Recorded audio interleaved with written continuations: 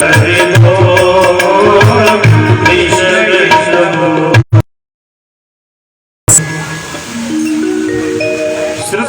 गुणान् ब्रुवन सुंदर निरविश्य कर्ण विभरैर्हरतोंगतापं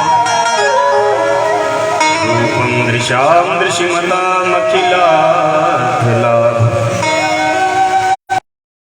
तो विसति चित्रमपद्रपम्।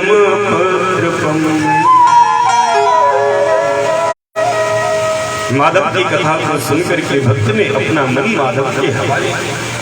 क्यों? अगर भवसिंधु के पार उतरना है, अगर तुम्हें माधव का नाम स्मरण करना है, तो उसके लिए माधव की तुम्हें कथा सुननी है। हर चीज में तुम कटौती कर सकते हो, पर भगवान की कथा में कोई कटौती नहीं। क्यों? जिसे भगवान को प्राप्त करना है, जिसे अपने ईश्वर अपने इष्ट को प्राप्त करना है,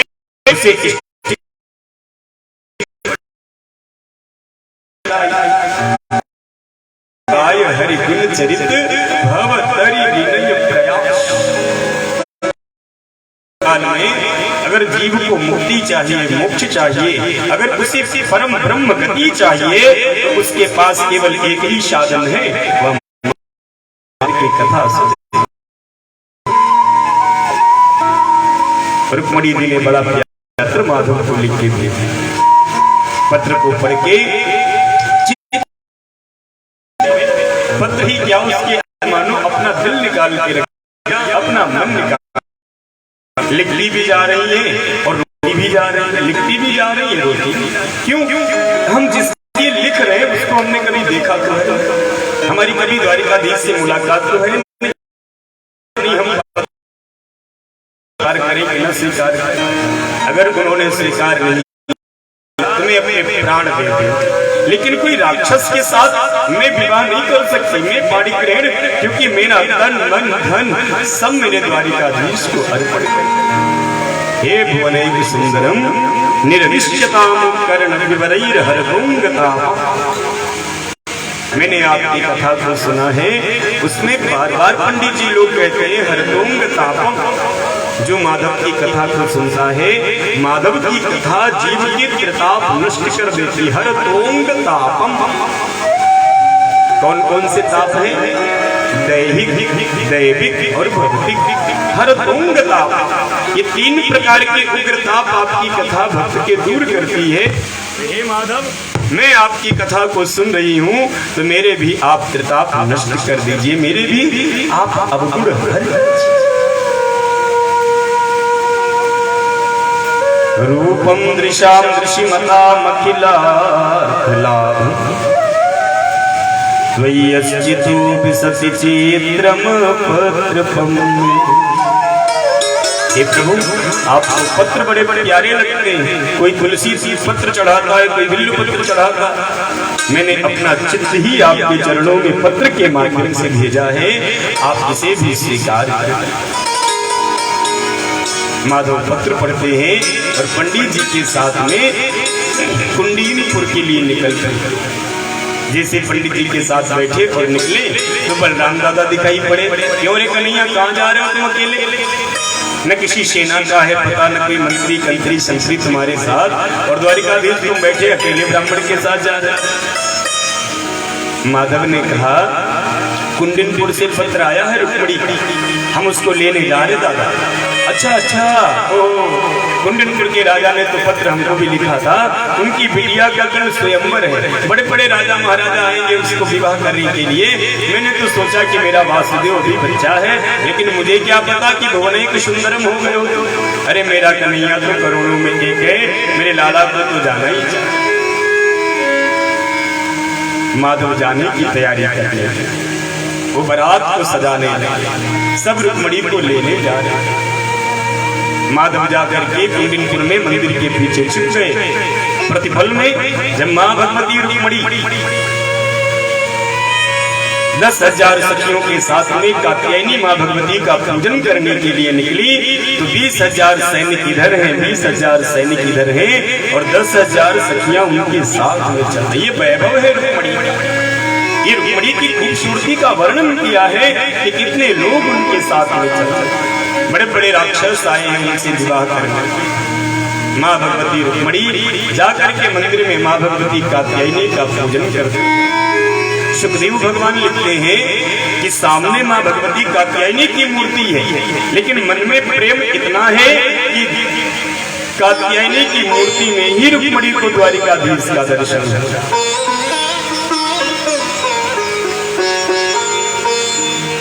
रुक्मिणी जी पूजन करती जा रही हैं, रोती भी जा रही है। माँ हमें और कुछ नहीं चाहिए, हमारी पूजा का प्रतिफल हमें ये दे दो कि हमें द्वारिकाधीश, और हमें कुछ नहीं चाहिए।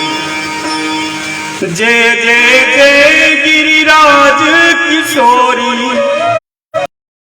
जय महेश मुख चंद्र चकोरी, जय गजवदन खड़ानन जगत जननी रामिनी नव आद्य आभूषाना, अमित प्रभाव वेद नहीं जान, भव भव विभव पराभवकारी, विश्व विमोहिनी स्वबस विहार। हे माँ, जैसे आपने भूत भावन भोलेनाथ को प्राप्त करने के लिए इतना कठिन तप किया है ना, पार्वती जी का तप पता है कितना कठिन है। कछु दिन भोजन बारी बतासा, किए कठिन कछु दिन उपवास। तब भोलेनाथ आपको मिले हैं, तो मैंने भी ऐसा ही तप किया है, बस आप अपनी कृपा कर दो तो मुझे द्वारिकाधीश। मूर्ति से पुष्प गिरा, रुक्मिणी के हाथों में गिरा। माँ भगवती कात्यायनी की मूर्ति मुस्कुरा पड़ी, बेटी रुक्मिणी तुम्हारा मनोरथ अति शीघ्र पूर्ण होगा, मेरा आशीर्वाद।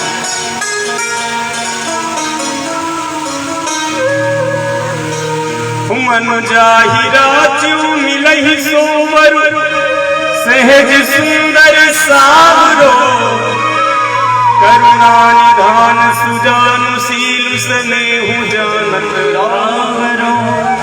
यही भांति गौरी अशीष सुनिसिय सहित ही हर्षित कही, तुलसी भवानी पूज पुनि पुनि मुदित मन मंदिर चली। बड़ी चिंता मत करना, मैं तुझे आशीर्वाद देती हूँ। कैसा आशीर्वाद? जान गौरी अनुकूल सियहि हरस न जाय कही, मंजुल मंगल मूल बाम अंग पर लगे।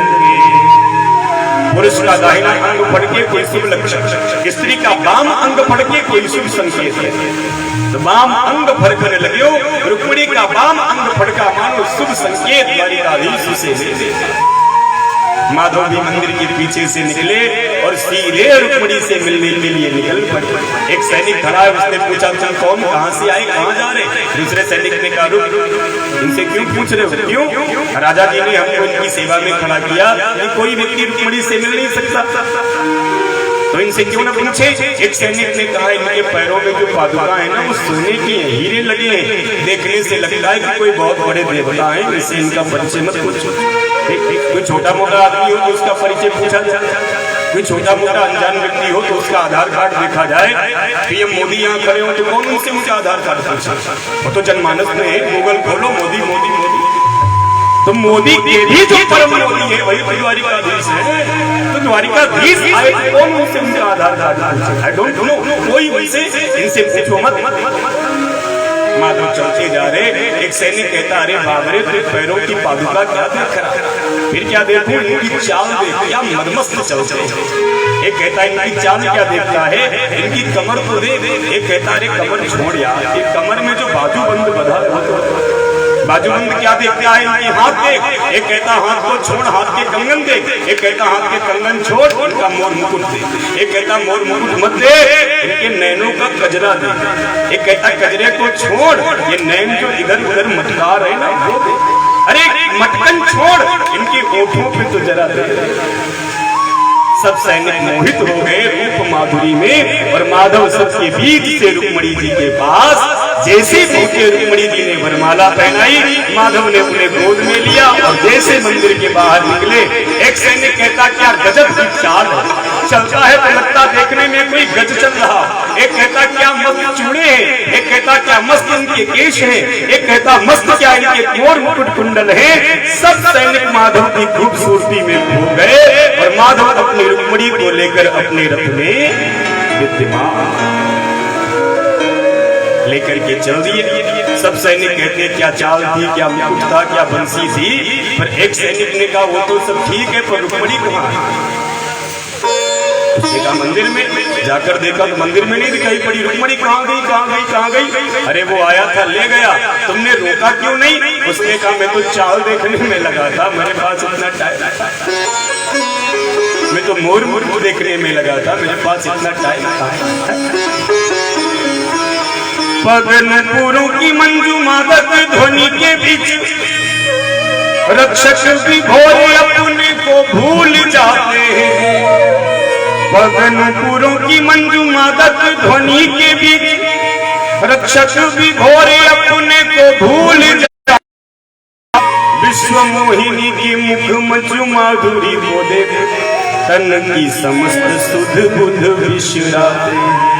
इतने में रथ को बढ़ाते रुक्मिणी की ओर कृष्ण मंडली के बीच आते।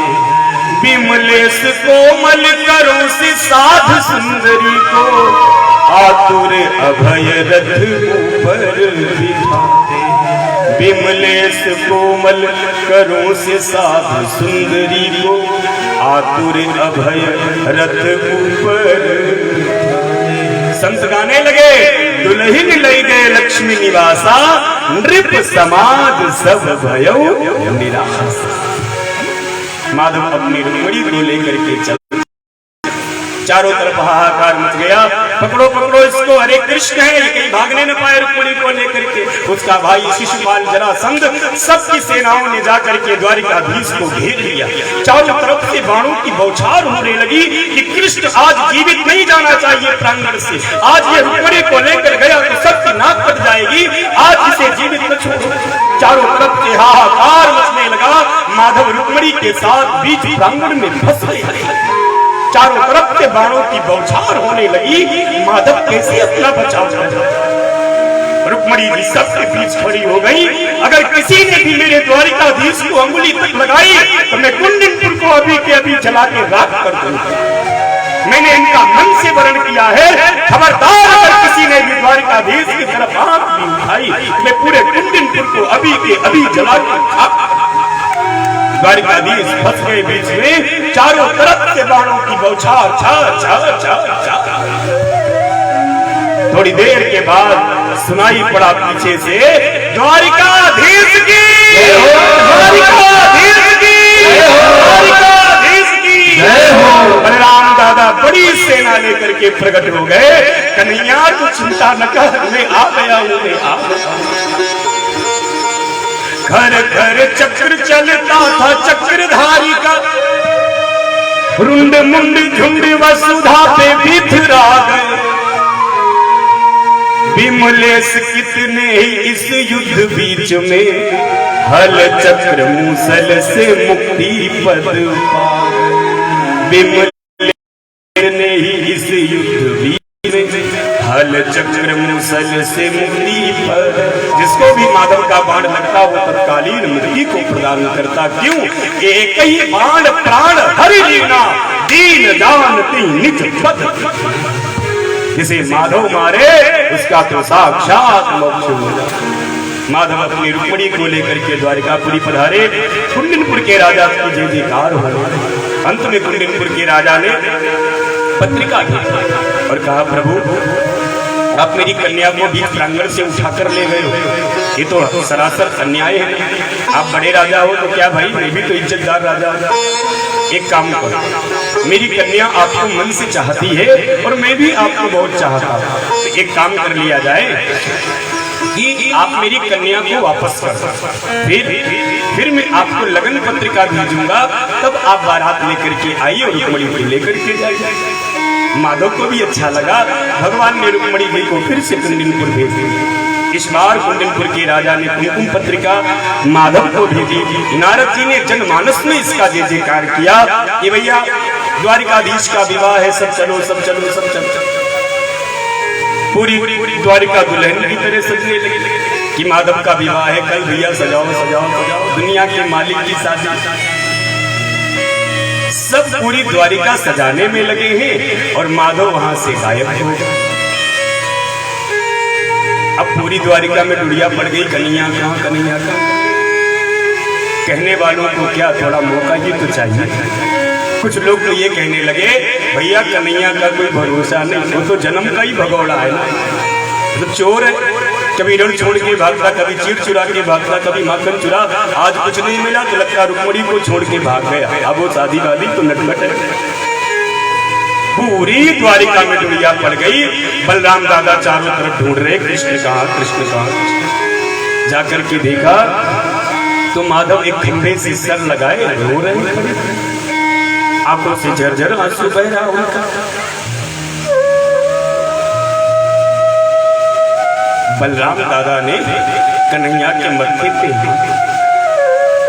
बलराम जी शेषावतार भी हैं, बड़े भैया भी हैं और कृष्ण की सबसे अच्छे सबसे क्लोज फ्रेंड हैं। क्योंकि कन्हैया सबसे मन की बात छुपाते, पर बलराम दादा से कभी कुछ क्यों, जीवन पूरा उनकी शरण में उन्होंने बिता।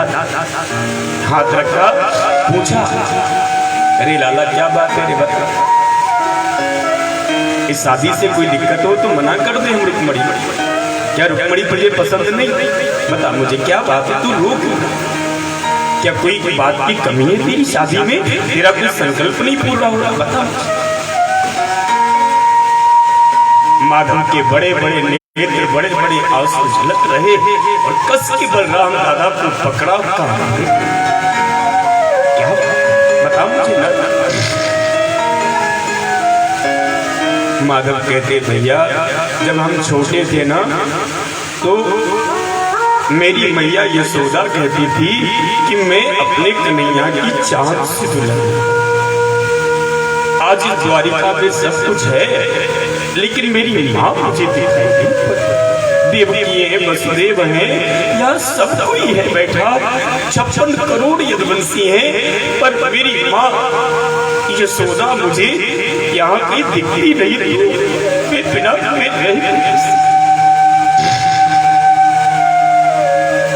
बलराम जी समझ गए इसकी लीला क्या, क्योंकि माधव सबके संकल्प को पूरा करते हैं, यशोदा का संकल्प कैसे छूट सकता है। बलराम जी वायु वेग से वृंदावन पधारे। चलो रे भैया सब कन्हैया की शादी है। नंद यशोदा गोपी ग्वाल सब चल दिए। राधा जी से भी कहा माँ तुम भी चल, क्योंकि यशोदा ने तो बचपन में ही राधा को अपनी बहुरिया माना है ना। वो 9 लखा जो हार था जो बहुरिया को देना है, वो यशोदा जी ने राधा जी को पहले पहना दिया कि तुम मेरी बहू हो लाइफ टाइम के लिए। पर लीला परिवर्तित हुई, उसमें पता ही नहीं चला।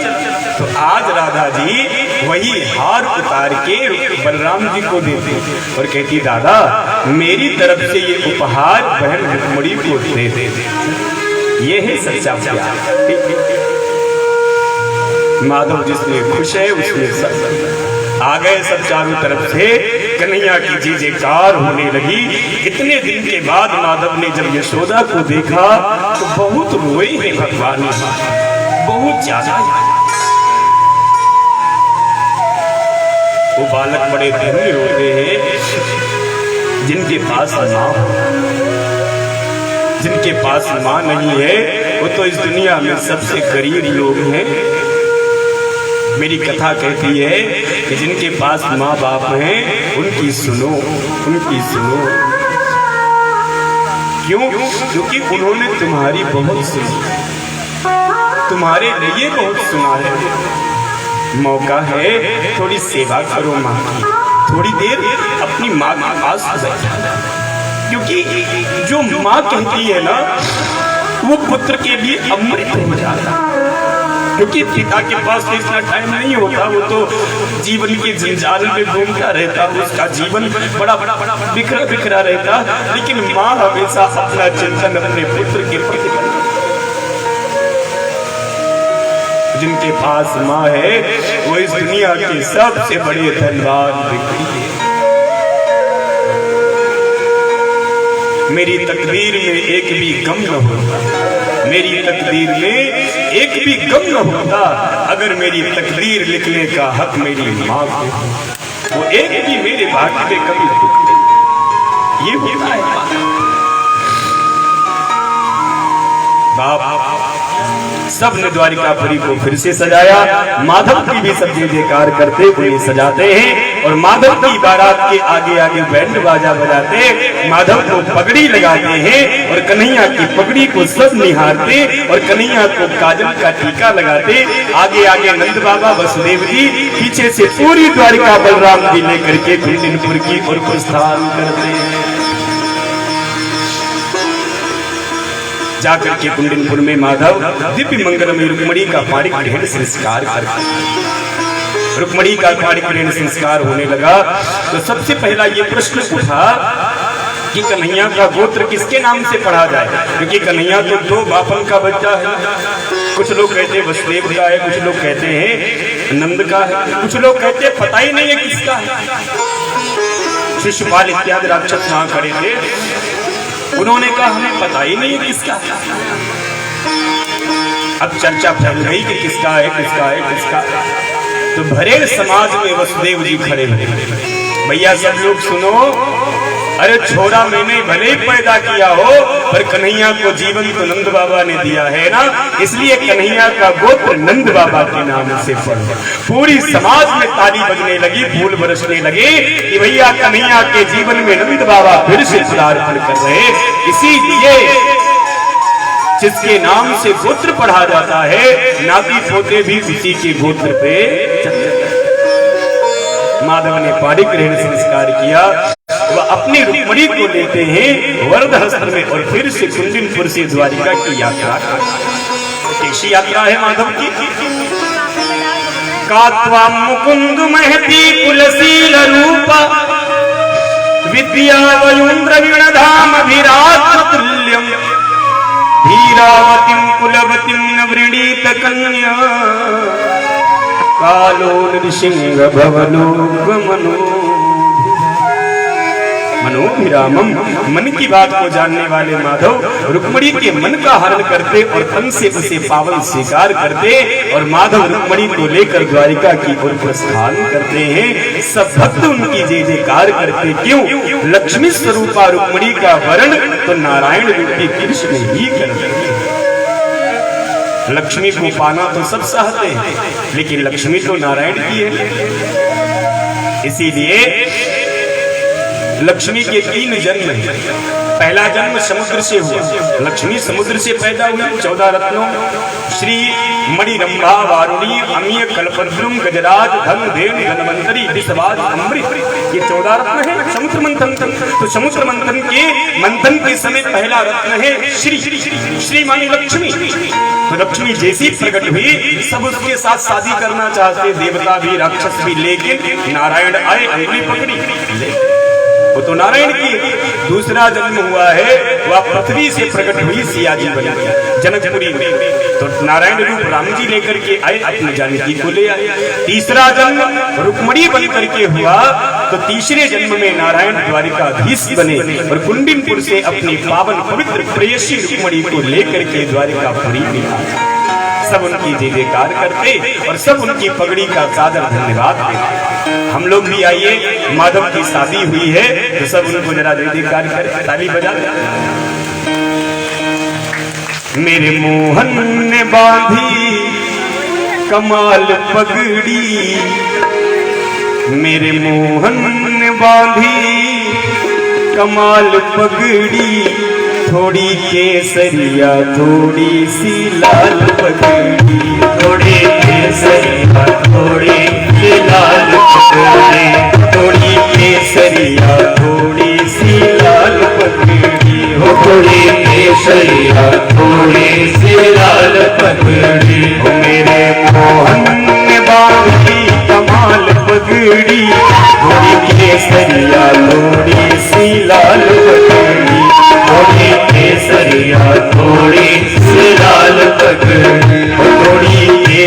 केसरिया थोड़ी सी लाल पगड़ी, वो थोड़ी केसरिया थोड़ी सी लाल पगड़ी, पगड़ी से एक पल नजरे हटे ना, पगड़ी से एक पल नजरे हटे ना, पगड़ी से एक पल नजरे हटे ना, पगड़ी से एक पल नजरे हटे ना, आंधा किसी की नजर लगे ना, किसी की नजर लगे ना, आंधा किसी की नजर लगे ना, किसी की नजर लगे ना।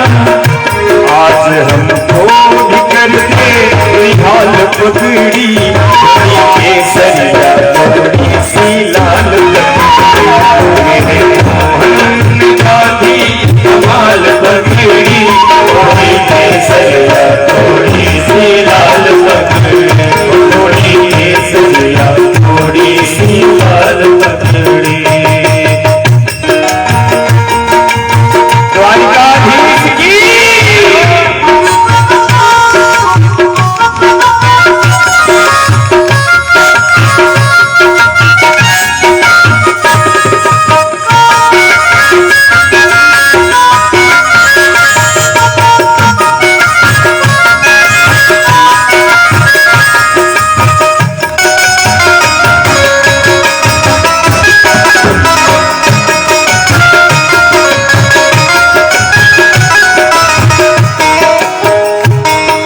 सतरंगी कान्हा ने पगड़ी लगाई, सतरंगी कान्हा ने पगड़ी लगाई, सतरंगी कान्हा ने पगड़ी लगाई, सतरंगी कान्हा ने पगड़ी लगाई, सूरज की किरणें इसमें समाई, सूरज की किरणें इसमें समाई, सूरज की किरणें इसमें समाई, सूरज की किरणें इसमें समाई, तेरे भक्तों पे डाले जाल पगड़ी, थोड़ी केसरिया सी लाल पगड़ी, थोड़ी केसरिया थोड़ी सी लाल पगड़ी, तेरे मोहन में बांधी कमाल पगड़ी, थोड़ी केसरिया थोड़ी सी लाल पगड़ी, थोड़ी केसरिया थोड़ी सी लाल पगड़ी।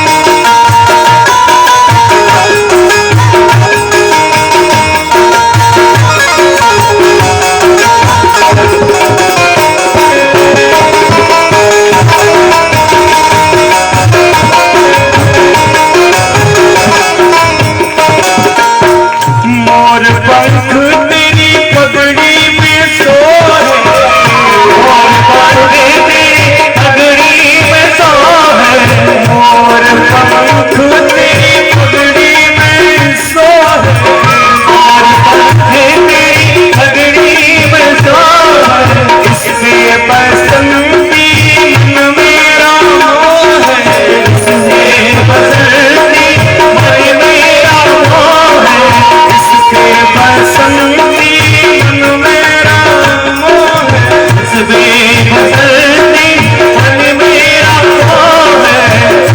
कहीं कर दे न जा तू संभाल पगड़ी, थोड़ी केसरिया थोड़ी सी लाल, थोड़ी केसरिया थोड़ी सी लाल पगड़ी, कहीं कर दे न जा तू संभाल पगड़ी, थोड़ी केसरिया थोड़ी सी लाल पगड़ी, थोड़ी केसरिया थोड़ी सी लाल पगड़ी मोहन ने बांधी कमाल पगड़ी थोड़ी केसरिया थोड़ी सी लाल पगड़ी थोड़ी केसरिया थोड़ी सी लाल पगड़ी थोड़ी केसरिया थोड़ी सी लाल पगड़ी थोड़ी केसरिया थोड़ी सी लाल पगड़ी केसरिया थोड़ी सी लाल पगड़ी मोहन ने बांधी कमाल पगड़ी मोहन ने बांधी कमाल पगड़ी थोड़ी केसरिया थोड़ी सी लाल पगड़ी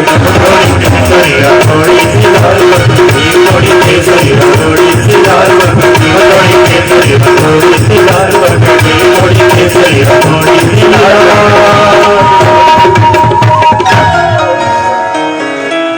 कहीं कर देना जादू संभाल पगड़ी थोड़ी केसरिया थोड़ी सी